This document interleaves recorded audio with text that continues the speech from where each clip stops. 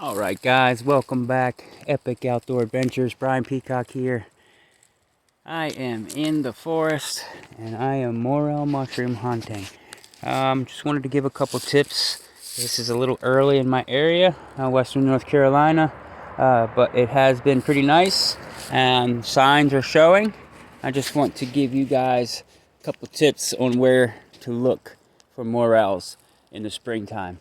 I am in forest with mixed hardwoods, deciduous woods, and it is I have a lot of tulip poplars, maple, hickory. I have sycamore trees as well as elm here. I have a low area. I have a little creek over here to my right, and I have the main river right across the street over here. And right now I'm looking, and here's the May-apples. This is a good sign of when to look for morel mushrooms, is when the May-apples start coming up and opening. And here's another May-apple here, and there's another May-apple there.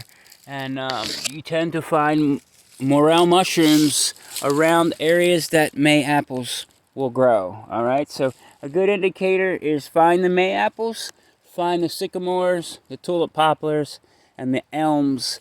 And sandy or soft soil helps, and close to water, or a depression where water will settle.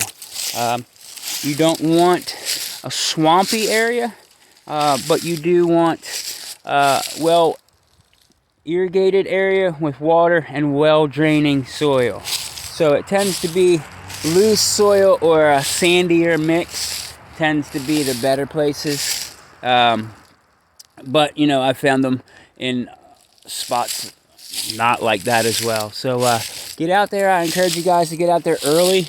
Really look. Sometimes you got to get down on your hands and knees around these areas and just move this leaf litter out of the way a little bit.